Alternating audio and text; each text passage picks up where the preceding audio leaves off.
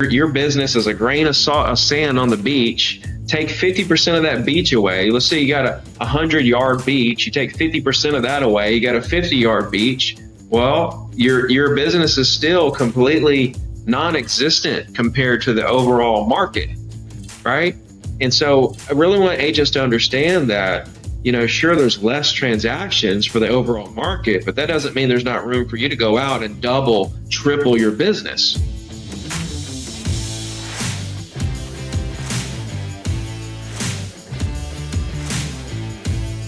So the question is this: how do most agents find the secrets to succeed in today's competitive real estate market, especially when the top agents are keeping those secrets to themselves? That's the question, and this podcast will give you the answer. Hi, I'm Aaron Amuchastegui, and welcome to Real Estate Rockstars.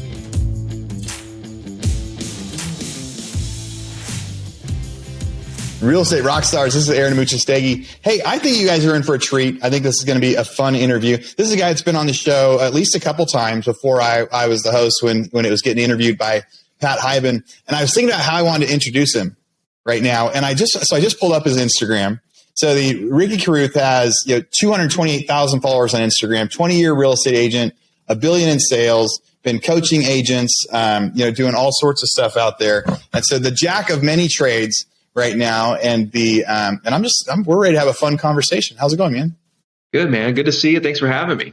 Yeah, I'm glad to have you come on and be able to. We interact a lot with video, and I'll do my videos and you'll see them. You'll do your videos and you see them. And now this is like real life, like real time interactions out there. So you've been a real estate agent for a long time, and the world has changed a lot in that time. Can you remember why you got into real estate 20 years ago? How that story started? Yeah. So it was 2002 when I got my license, and I grew up roofing houses with my father. He had a roofing business and stuff, and I went to college. I went to 4 different schools in 2 years. I flunked out of a history class at University of Alabama, and Dad decided to try real estate, and so I didn't know if I really wanted to do it or not. I took the class, and honestly, I thought that once you got your license, it was kind of like on your driver's license or something, like you could sell real estate I didn't realize there's fees, there's continuing ed, you have to find a broker, and it's like a real thing.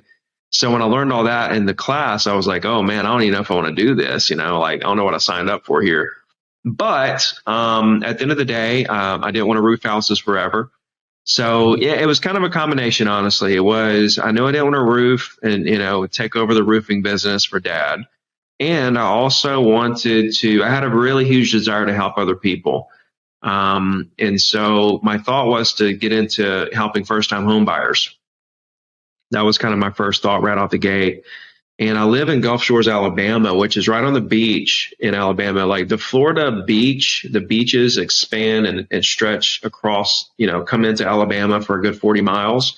And so there's all kinds of beautiful white sandy beaches, palm trees, $1 million condos. And so this is where I grew up.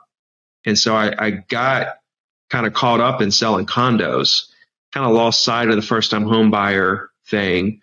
And, that's kind of been my niche, ever since. I've sold commercial and, multifamily and vacant land and plenty of single family homes and stuff like that. But my bread and butter was always Gulffront condos, vacation condos, Airbnb, stuff like that. I got in because, it kind of solved a problem of roofing forever. Right. Plus, it was one class, get your license instead of going to college for 10 years, to become a doctor or a lawyer and still have the same opportunities, actually better opportunities, because, doctors and lawyers are pretty, I don't know how much freedom they do or don't have, honestly. So I can't speak on that. But I feel like real estate agents have more freedom than a doctor or a lawyer, I would imagine. But yeah, thank God. But if you really want to hear the rest of the story, it took me 8 months to get to my first sale, which is not much different than a real estate agent now, honestly. So that hasn't changed much, even though technology and communication has come so far. But there was no Facebook, there was no Zillow, there was no apps. The iPhone wasn't even, I don't believe, created yet. And so it's cool because I'm young enough to where I'm actually millennial. I'm like the oldest millennial in the world. But it's cool because I'm kind of in that right in the middle where like I had to build my business on phone calls, direct mail, and email. And, but I'm young enough to understand technology where now I'm, really crushing it on social. And so I think that's what makes me a really dangerous agent slash influencer slash coach slash entrepreneur, whatever, is that I understand both sides of it, right? I grew up roofing houses. I built my business cold calling, and now I'm crushing on social. So I've kind of done all the stuff, that really most people only get one of, right? Most people only get the hard work, education from working hard, and they do that their whole life. Some people do the cold calling thing and they never get into social. Some people just do social and they never experience the other two, hard manual labor versus cold calling. So I'm pretty fortunate because I've experienced all of those and I'm able to kind of use that, in my businesses today. But yeah, I was 20 years old. It was 2002. If you go back and look, the market exploded a lot like it did over the past couple of years during that time. And I was thrown into this market where prices were escalating 5% a month or more. And people could literally make six figure selling a house they bought, 4 months ago.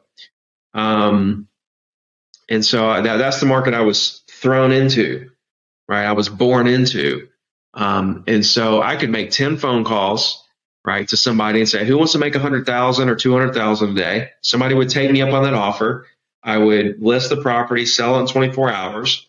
They would get their money and we would part ways because they weren't going to rebuy in a market that was 200,000 more. They took their money off the table and they were going to, run for the hills. And so I didn't have to develop relationships. I could just make 10 more calls and sell another condo and make 20, 30 grand. And so that's the way I thought real estate was done. You call, you make 30 grand, you never talk to that person again. You make some more calls, you make 30 grand, so on and so forth. So I made a lot of money. I was making $1 million. I made about $1 million. I took that money. I started flipping houses. The market was escalating. I was flipping. I was leveraging on those flips. And when the market crashed, I lost everything. Right. So I went from millionaire overnight in my early 20s to bankrupt, homeless, sleeping in my car, sleeping on friends' couches, eating out of people's refrigerators, all that stuff really overnight. Went back to roofing houses, eventually landed a job on an oil rig.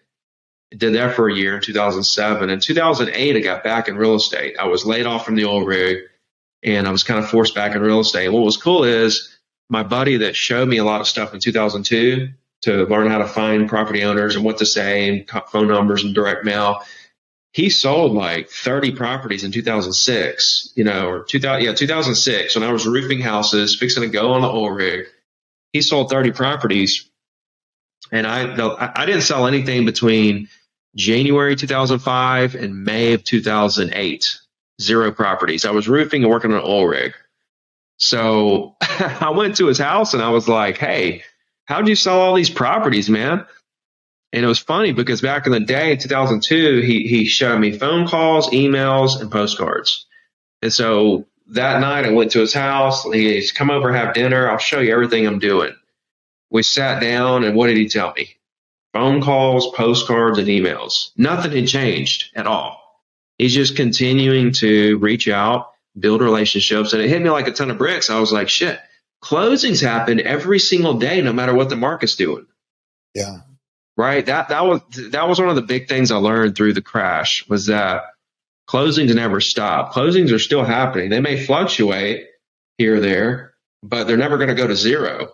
Neither are prices, right? And we get paid on commissions. All we need is transactions to happen. So that was the first thing I learned, and like hit me like a ton of bricks. I was like, oh, I think I can. I think I'm getting some. I'm like, because I really wanted to learn why I lost everything. Yeah, I'm the most honest, hardworking, dependable person I know. Like, where did I go wrong? Why am I sleeping in my car? And then the next thing I learned was one day I was looking through county records and stuff because I was still, the only thing I kept bill-wise was my cell phone and my real estate license. I kept paying whatever I needed to keep those two things. I didn't have a car note. I didn't have a rent, utilities, insurance, nothing. And so I could still study MLS and stuff. But I realized that some of my clients that I represented when the market was hot, they were still buying and selling at the bottom. They were selling bad assets and buying good assets at cheaper prices. And I was like, damn, I could have, if I would have maintained a relationship with those people, then I could have been the agent that represented them on those deals. And I thought, man, there it is. Closings happen every day. And if I put relationships over transactions in every single scenario and build my brand with everyone, build the largest name in town, then I'm never going to lose.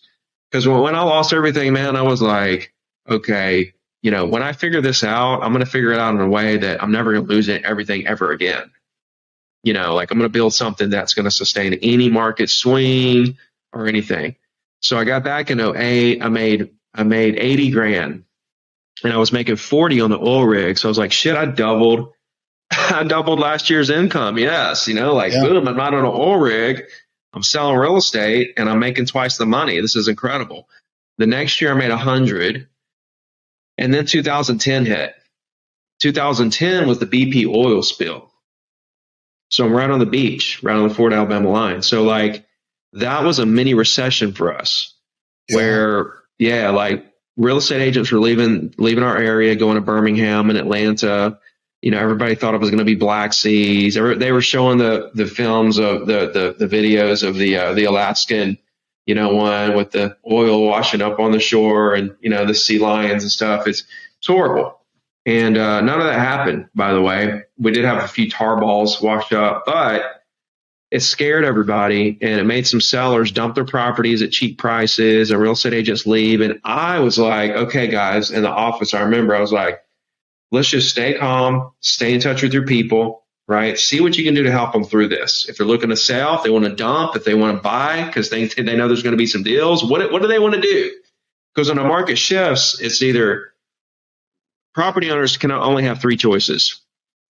They either want to buy because things are going to be cheaper, they want to sell because they have to, they're in trouble, or they're just going to hold. So when things go bad, you call every property in the area and say, hey, you see the market, what do you want to do?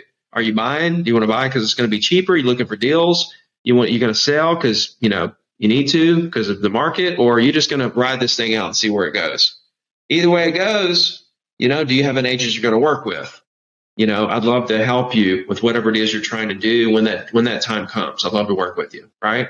Get their information, weekly email, boom, you're in the game. But I made 150 in 2010, which was 50% more than 2009. Made 100,000, then 100. So in this mini recession, everybody's leaving the market, sellers are dumping their properties. I make 50% more money. And that's when I was like, boom, I got this, because I realized that everything that I learned through the 2008 deal, that the mindset that I created would carry me through any market. And I was like, here we go. I'm in the game. Went to Remax. By 2014, I was the number one Remax agent in Alabama. I did that 2 more years. So I sold 100 properties a year, single agent, one assistant for 8 years in a row. Last year was the last year for that. This year I've stepped out of production. My dad's handling the day-to-day on that while I build these other businesses. And that's, there's a lot more to it, but that gives you and your audience a really good idea of kind of what I went through, what I've been through, and kind of where I'm at right now. Yeah. Hey, Real Estate Rockstars. This is Aaron Muchastegi, and I'm interrupting myself to bring you this commercial break from one of our sponsors. There's somebody I've been looking at for a long time, and when they reached out to me, I said, yes, we have to be able to do this deal. So that sponsor is Follow Up Boss. There's a lot of superstars out there that use Follow Up Boss. What's your favorite CRM? We're using Follow Up Boss. We use Follow Up Boss. So we use Follow Up Boss. I love Follow Up Boss. I love it. We have action plans now for bringing on new agents. We have action plans for our recruiting. We call them action plans in Follow Up Boss, which will trigger tasks for the agents to do as far as calling. Follow Boss, I like more for the integrations with everything, MailChimp, Call Action, all those different products. I will say we used Sync and we switched from Sync to Follow Boss. Honestly, the greatest CRM I've ever used. I've used Brivity, Sync. I've looked at Boomtown, like Real Geeks, just a bunch of different ones. But me personally, I fell in love with Fub about like 7 months ago when I first started using it. I've used Boomtown. I've used Line Desk. I've used Conversion. And I think Follow Boss gives you the most integrations that are simple, and it gives you the best ability to go and integrate large things into one single solitary platform, yet at the same time it's still affordable. I do like Follow Up Boss better just because you can text from the app and things like that. It's just a little more convenient for me. It tracks everything that I need. I can customize it if I want. If I want to go smart list based, that's fine. If I want to go task based, it's fine. I think it's one of the best systems, and it's very user friendly. It just really helps me never drop a ball because it's so user friendly. I don't have a one horse in the race with Follow Up Boss. Purely objective, Follow Up Boss has been the best one that we've found. Now, I've used Follow Up Boss. We've actually used it in our non-real estate businesses as well because it's so good at being able to set timers, set automatic texting and emailing. So here's what we got. For Real Estate Rockstars listeners, you get a 30-day free trial. That's normally 14 days. So in order to get this, you go followupboss.com, just like it sounds, /Rockstars. Go there, get your 30-day free trial and check it out. Especially if you aren't using any systems or any CRMs yet, this will be a great one for you to start with. Thanks again. Now back to our show. Based on the timing of your story and your journey, there really has been so much that happened through then. I grew up my dad was a home builder, right? He was a custom home builder. So I was a laborer and so I was framing houses and doing other work and stuff like that too. And got into real estate in 03, started building houses for a big home builder in 05 and graduated at the height of the housing boom. And I got to go do that. And by the time 07 hit, all of a sudden, foreclosures were starting and this weird stuff was starting in Sacramento. And so I was in Northern California when all of that hit. And it was, very similar where I went to zero a couple times because things were going really, really good.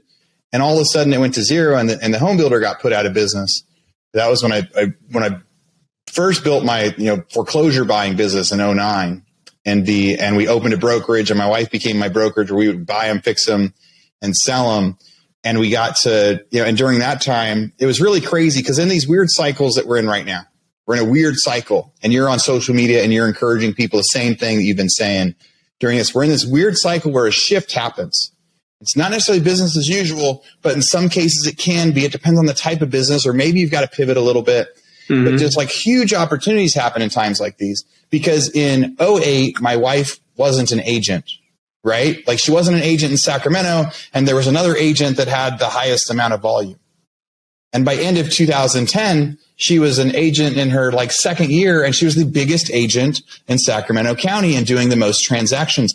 And by 2012, 2013, she wasn't anymore either, right? Because it was in these cycles, weird opportunities happen and new people come in, other people. I love hearing you talked about in 2002, it was the same business plan. Back then we had Microsoft Excel was as good as you were going to get at being able to track, or people talked about having the note cards that they would write and put it back into the different stack. And so as technology's gotten better, your real estate principles are the same. Your methods are the same. And when I love where you say transactions happen every day, because it's true. And even if you have to pivot, I was just looking at this chart from Sacramento. I live in Austin, Texas now. But in Sacramento, as you were saying, your years in 07, median sold price was 400,000 in July of 07. And by November of 08, it was 200,000. So prices has gone from 400,000 to 200,000. But then during that time, it went from 13 months of inventory down to 4 months of inventory. Right. And so transactions are happening, different things kind of make stuff jump. And there's less transactions happening, but they're happening. So it's trying to figure out how people, can they're happening by the truckloads, right? So one thing to understand for agents is that your individual business is literally a microscopic dot in the entire scheme of the industry, even when you break it down to your local market, right? So like the top agent, that probably has like 30 people on their team, they probably have at the end of the year, transaction wise, 1% of market share, or less than 1%, or maybe a little more than 1%, or somewhere around there. And that's a 30 agent team. And you look at an individual agent, a new agent, let's just say, for example, their market share in terms of transactions is so minute, it's not even visible. It's a grain of sand on the beach. And so for even your business is, let's just say, a beach, right? Your business is a grain of sand on the beach. Take 50% of that beach away. Let's say you got a 100-yard beach. You take 50% of that away. You got a 50-yard beach.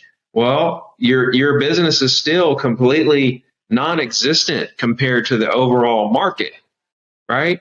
And so I really want agents to understand that, sure, there's less transactions for the overall market, but that doesn't mean there's not room for you to go out and double, triple your business, right? You can double and triple your business. And one thing to understand about down markets is that all the really top producers, if you really pay attention, they'll all tell you the same story, that they came out of the ashes of a down market, and what they did during the down market is what propelled them to be that top agent. Okay. So like for me, for example, 2008, that's when I got back in the business. And what I did in 2008, 9, 10, 11 is literally the reason why by 14, I was selling 100 properties. The 100 properties didn't come because of what I did in 14 or even 13 or 12. It's what I did in 8, 9, 10, and 11 during those down years. That's why, because the foundation I built of people in my market who knew who I was. And so the next part about market share is that in my mind, it's not how many listings you have or closings you have compared to the rest of the market. It's how many property owners in your market know who you are, that you've talked to, that you have somewhat of a relationship with, that you're remarketing to, that you gave a great first impression to, right? And that there's a good chance they're probably going to do business with you. Maybe not, but you're putting your name in that hat. And the more hats you have your name in, then the more deals you're going to do, the more times your name is going to get pulled, from the hat when they decide who they're going to use as a real estate agent. So think of market share as property owners in the market, right? And whatever agent has the highest percentage of relationships with those property owners in your market, that's who owns the market. I don't care if they're doing 10 deals a year, right? And another agent's doing 200 deals a year, right? But the guy doing 10 deals a year is surpassing this year number of relationships in the market with property owners, and they're remarketing to these property owners through weekly emails and social media and different things. I'm going to put my money on the 10 deal a year agent who is building relationships at a far, faster pace than the agent that's selling 200 deals. I mean, they're dead in the water if they're not continuing to try to grow their influence. They're going to be stuck at that 200 deals forever. And that's the cool thing too. Once you build your income up to the level that you want, and say you're doing 200 deals, that's where you want to be. You don't want to go to 300. You can literally live off your database at that point, because your database got, the work you did to build your database got you to that point. Now you can live off the database and maintain that level. That's why you see agents who are doing 150,000 a year, and they do 150 every year. They want to get to 250, want to get to 300, but they're just stuck at 150. Well, why? Well, if you dissect their business, you can see they're not prospecting. They're not doing anything to grow their influence and grow their database, right? They're just basically living off their past clients and referrals. Like they did a bunch of work in the beginning to get it to 150, and then they shut the prospecting switch off. And now they're just coasting on that. And it's a mirage, because they're doing deals and they feel like they're going to break through in a minute. But when you're living off your database, you're just maintaining. You have to grow your database to see the exponential growth. And that's where a lot of agents kind of misconcept with market share, which is what you were saying, with fewer transactions. Who cares if there's fewer transactions in the market? That means so little to you and your business. It's not even funny. This is a relationship acquisition game, and the transactions are going to fluctuate with the market a little bit. But if you want to go out there, and let's just say we're going to have a down year next year, which most everybody's predicting, we're going to have 4.5 million transactions or something for existing home sales versus 5 million this year and 6 million last year. Even though we're going to be down, is what everybody's saying. You have to take all the predictions with a grain of salt. But even in a down year like that, you can go out and double, triple your business, But if you get caught up in the media hype that things are down and, you kind of, your actions kind of line up and are, kind of correlated to, with this negative. That's another thing. Now, the media is really disappointing me through this. Our media is driven by clicks. How many clicks can we get? It's not driven by how can we provide people with the information that's going to help them. It's driven by how much engagement and clicks can we get on this headline. That's super disappointing, man. Real Estate Rockstars, this is Aaron Amuchastegui. Thank you for letting me interrupt for a second. I've got something really, really important to talk about. You know how last year we kept talking about that mastermind? What is the mastermind? What are we talking about with that mastermind? Last May, there was like 60 or 70 people of you listeners that had never met, flew out to Austin, Texas. We all hung out at this awesome event center and we spent a couple days with some great guest speakers talking about skills and strategies to succeed in real estate. And then we had these mastermind tables where everyone rotated, everyone got to meet everybody, everyone got to provide value. Some of the agents there had only done 1 or 2 deals ever. Some of the agents there had done hundreds of deals, and they all got to interact and help each other build their business and build their strategies. And I've heard so many stories of friendships that came from that, of referrals that have come from that. There were 6 or 7 people at that one that heard me talk about doing an Ironman, and we all did an Ironman together in North Carolina last month, and we had never even met before the podcast live. So it's been such a cool experience. I would love it for you guys to come. Days March 6th through 8th. Sign-ups right now. Go to hibandigital.com/mastermind. We also have a room block set up. It's 3 days, downtown Austin. Great, really cool hotel, really cool convention center that we're going to be hosting it. And we're going to get a chance I can't wait to meet you guys. I can't wait for you to meet other listeners. I can't wait for you to develop these new interactions. And really what we're teaching, last year it was like, how do you make a business better? But the market was just starting to turn, and I was trying to give some people some advice of what to do when it was happening. Now it has turned. And this time we're going to be talking so much about how to pivot and what to do next. So again, I hope you sign up for the mastermind. Sorry for such the long advertisement, but I can't wait to meet you. hibandigital.com/mastermind. Yeah, there's been, the news all over the place. It's been a problem the last several years of where can we just get accurate news? Where can we get accurate so we can make decisions? Because in real estate, it's really easy to say like, well, let's see how many months, let's see what the average days in the market are. Let's check out the zip code. Let's do this. The stats are there. So you can say like, okay, this zip code is performing better than that zip code. That's like being able to use news to make decisions. And the news that we get, it's so tough to make decisions. I like your point about how however many transactions are happening doesn't matter, because you don't need to have a high percentage of that. You just need a higher percentage of the transaction shares that you had last year. And if there was, 1,000 transactions last year and you did 10 and there's 500 this year and you do 11, you've done a huge percentage change or something like that. So some people right now, I'm getting a lot of questions that people message me on Instagram. And one of the recent ones was somebody's trying to figure out if they should, and really they're saying, hey, in my town now, there's only 80 transactions a month the last month, and it used to be 400. So it dropped down a lot. They're saying, should I double down on my current stuff and be patient? Just do my open houses, do my door knocking, do my same plan, and knowing that I'm building market share. And when the market comes back, I'm going to fly. Or should I expand and actually add in new cities, new counties, new zip codes? So geographically, should I spread? Because they're trying to figure out if I need transactions now, the only way I can actually see more is go wider. What do you think about that? Is going wider better than going deeper? Is it both? Do you think it matters? Depends on the town and the population and how far these geographical areas are.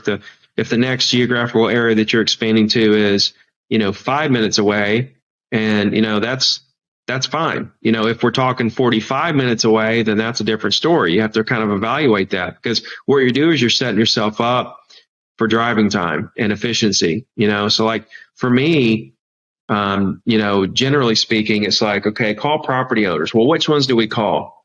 Well, call property owners that own property that it's in the average price of the market that's closest to you geographically. So now you're setting yourself up for the highest income per hour right? It's the properties that are going to sell the quickest for the most amount of money. Once you go way above the average price, it tends to take longer to sell. Stuff under that, you're making less money. Right there at the average price, you're getting your best bang for your buck as far as ROI on your time. And then if you look at something that's close to you geographically where you work, now you're cutting down on your driving time as well. And now you're being super efficient and you're trying to maximize dollar per hour.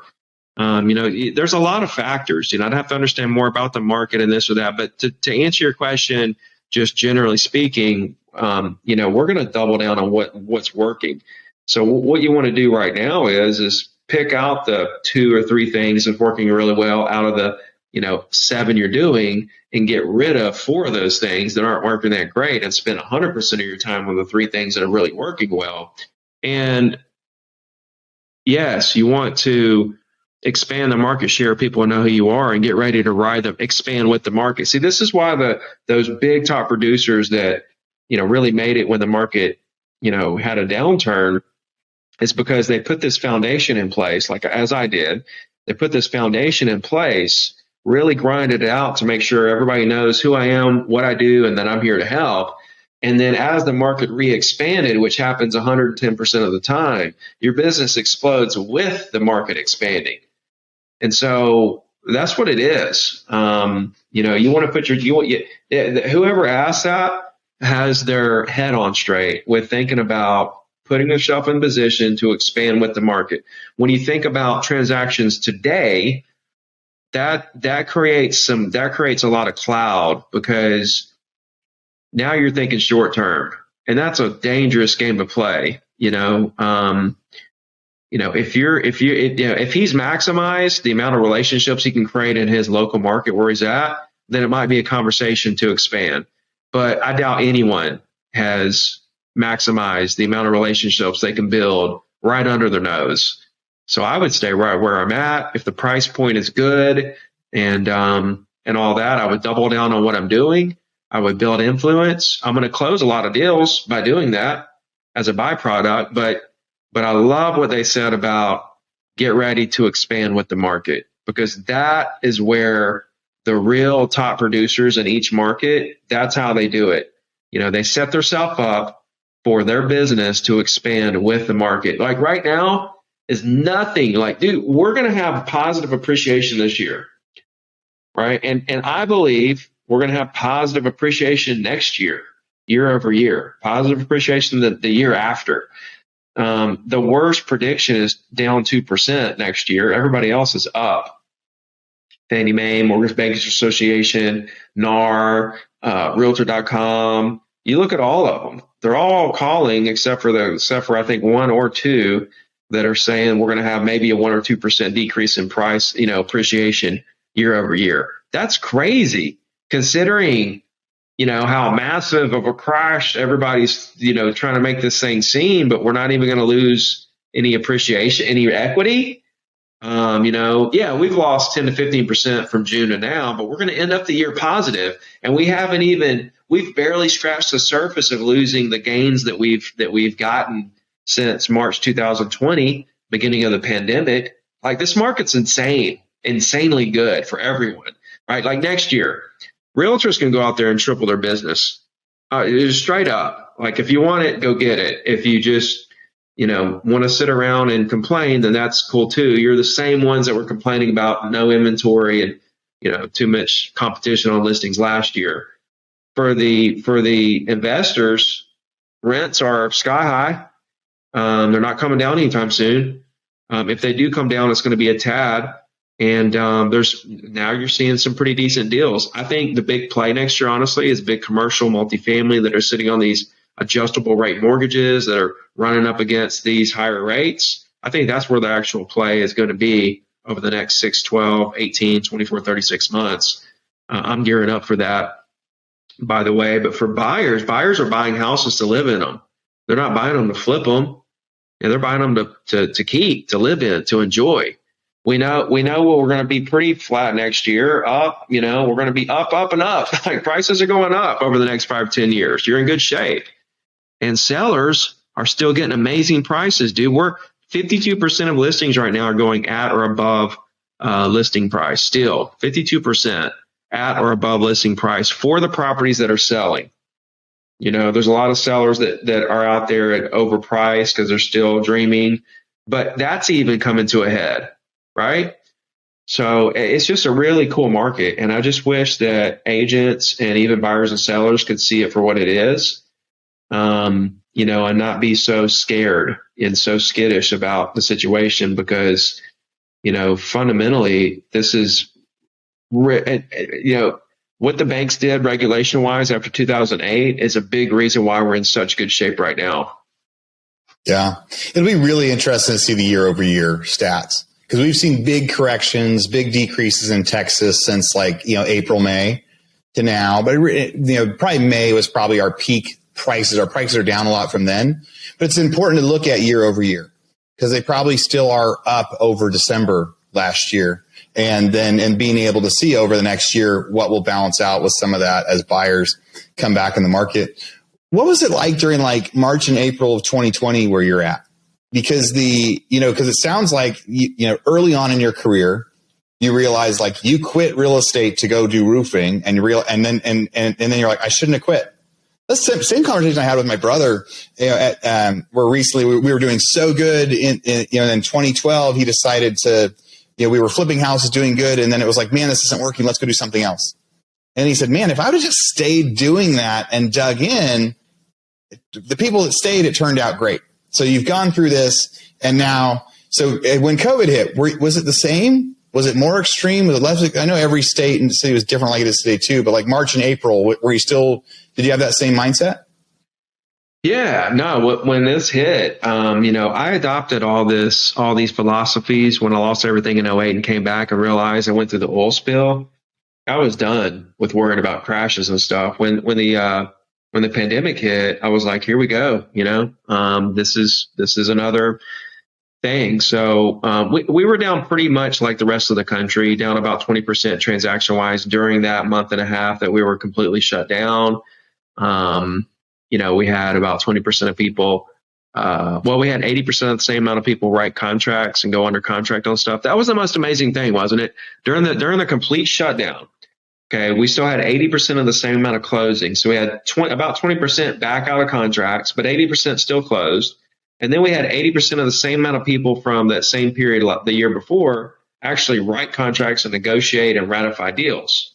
I mean, that's just amazing because here we are in this, 100-year scare of a pandemic. Nobody understands what's going on. There's a lot of uncertainty with the financial markets and life in general, if this thing's going to kill everybody or whatever. No human contact. And people are still writing contracts and doing deals and putting stuff under contract. It was like the craziest thing I've ever seen, but it just goes to show you how resilient the real estate market is and how solid of a business that we're in. And how much job security you have as a real estate agent. That nothing that was Mother Nature, dude. You can't take the market down. It's going to find a way to close deals, to go under, how did banks and title companies adjust that quick to get 80% of the same amount of deals closed and no human contact, and get deals under contract, show price? It's nuts. So I did a video. It was it was late April, and I was like, we're fixing to see the largest real estate surge we've ever seen. This is when we're still locked in our houses as a country. Well, why did I think that? How did I know that? Well, I didn't know it. I assumed it, and I had a feeling about it because when you see a market go down in transactions, especially that quick, I know based on experience that that's just building pinned up demand. And that when we get to the other side, it's going to explode like an atomic bomb.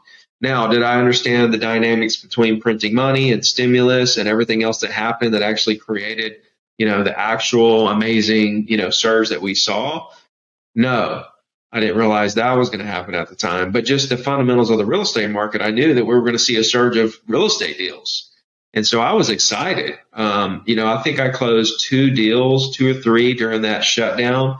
I had a bunch of people fall out of contract. I closed a couple, and it was like, man, we're down low. But I was thinking in the back of my head, it's okay. We're fixing to see some serious business flow through. It's the same thing I'm thinking now. when we're seeing these transactions go down, the demand is still there.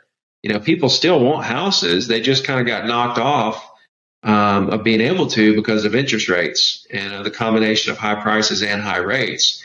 But I don't know if you still sell now, but earlier this year, when we were at that 5.5% 30-year fix for like 2 months or whatever, however long that little stretch was, where it kind of hovered around 5.5, that was heavenly. I mean, buyers were able to kind of breathe for a second.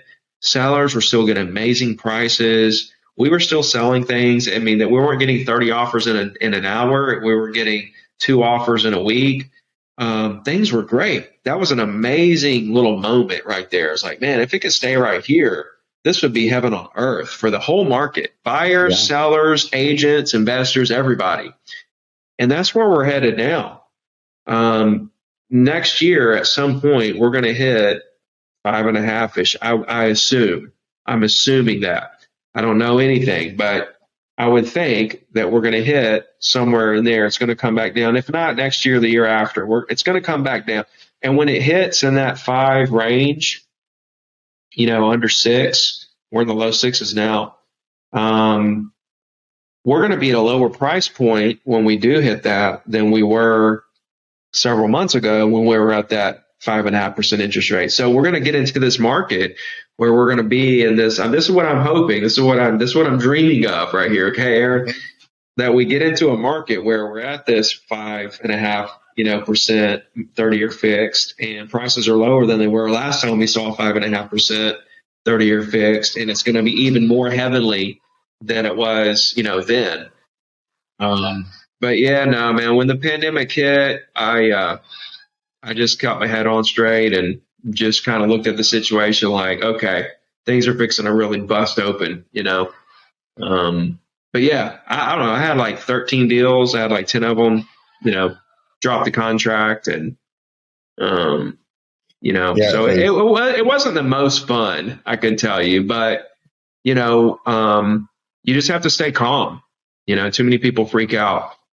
See, it's just a great point that when you think about how quickly transactions came back then, because by May, transactions had picked up a lot, and and people were kind of back in, and it was a lot harder to do deals. And that does show kind of some of the resilience of the real estate market and where that demand comes from. Other stuff pushed demand later, and people there was all these external forces, but maybe one of the biggest forces was just there was no transactions for a few months.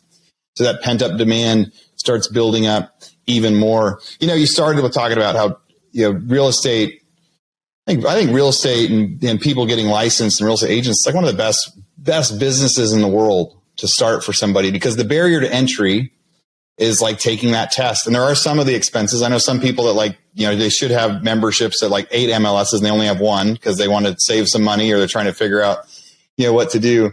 But you can make the income of the doctor or a lawyer with the not. I mean, you don't even need to have a high school degree, but it's the equivalent of being able to start and learn, and so much of that mindset stuff. I think today's interview has been great. I think for our listeners, it's over the last month, we're getting to share so many different perspectives of statistics of some markets that are, of people that are going, transaction changes, and people that are saying it's going to be bad. People are going to say it's going to be able to worse, as we're trying to just give the real, news out there and show people how to succeed. The most important part of anything is how are we going to succeed? How are we going to push through? And that was the biggest reason I wanted to get Ricky on here today, was because that's what I've seen on your social media more than anything.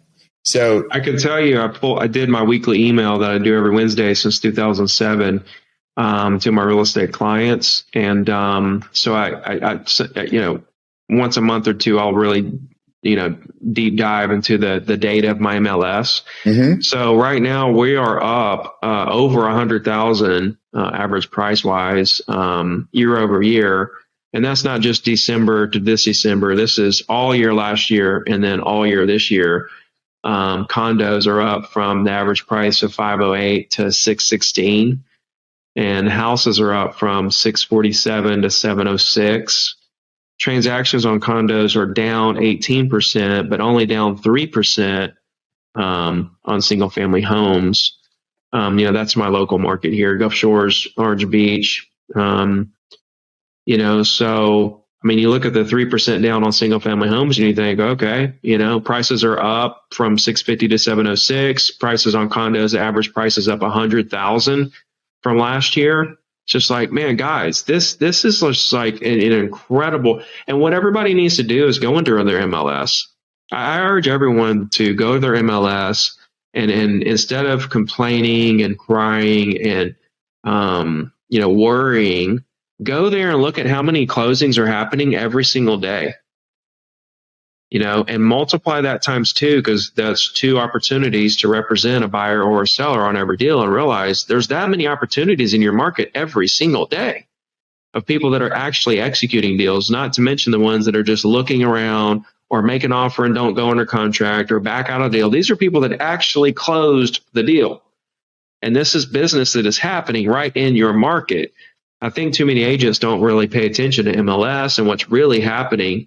And I was a victim of that back in 2005 when I got out of the business. I didn't realize, that deals were still happening. I was in this mindset of, oh God, the sky's falling and, nothing's happening and I got to go do something else to pay my bills, when I could have sat right there and continued crushing it. I just didn't realize, that it was the power of relationships and branding, and the market itself is like Mother Nature. But yeah, man, no, it has been a good interview. Yeah. Well, for any of the people that want to come, follow along with what you're doing beyond this, I'm assuming Instagram is the best way for people to find you. It really is. I answer all my messages there, and all my links are in my bio for all my different platforms and, all my stuff. So, and plus I post 4 or 5 times a day on Instagram, videos, reels, quotes, stuff like that. So that's the best place to get and connect and keep up with me. Yeah. Well, Real Estate Rockstars, you heard it from Ricky. So it's Ricky Carruth. He's over at Instagram. I'm Aaron Amuchastegui. Come reach out to us on there. Both of us, we message people back. We answer our DMs. We provide content. We try to really provide value out there. That's the most fun. I was telling Ricky before we started recording, I have the most fun on social media, getting to try to provide value and then getting to meet the people that I did it with. So Ricky, thanks for joining me on the show today. No, absolutely, bro. I enjoy it. We'll do it again soon. Yeah, we'll do it again soon. Real Estate Rockstars. Thanks for listening. All right, Real Estate Rockstars. This is Aaron Amuchastegui jumping in again to thank you for listening to the show. Hopefully you guys loved listening to that one. And I want to make sure that you know about all of the extra resources that we have. And also, we need your help. They say podcasts are free. You get to listen to podcasts for free. But what is the cost of that podcast? I would say if I could beg you to pay anything for that podcast, I would say the cost of the podcast is going and giving a review. So whether you download it on Google or Apple or YouTube or anywhere else, please go give us a review. Say what you liked, what you didn't like. It helps us get better guests. The more reviews, the higher we get in the rankings. Right now, we are the biggest podcast out there for real estate agents, and we want to keep that spot because we know there's lots of podcasts out there. So go give us a review. Also, be sure to go to hibandigital.com. If you liked any of the resources that those real estate agents talked about, we've got a huge video vault of those resources for free. Every penny that comes on the podcast that we interview, they give us something that helps them get their deals or helps them work with their clients. And we put that in the toolbox in our vault for you. So go to hibandigital.com and you can get it. If you're looking for real estate education, go to rebusuniversity.com. We have all sorts of courses in there to help agents succeed in real estate, how to get the listing, how to negotiate deals, how to become an investor, all sorts of different stuff, rebusuniversity.com. And if you want to chat with me, go find me on Instagram. And if you come find me on Instagram, you can send me messages. Tell me what you want to hear. Tell me what you liked, what you didn't like. We try to put a bunch of content out there too. You can find me in 2 different places. It's at rerockstars.com for our Real Estate Rockstars page, or at aaronamuchastegui.com for my personal Instagram page, where I can chat with you about all sorts of different things. Thanks for listening. We'll see you again soon.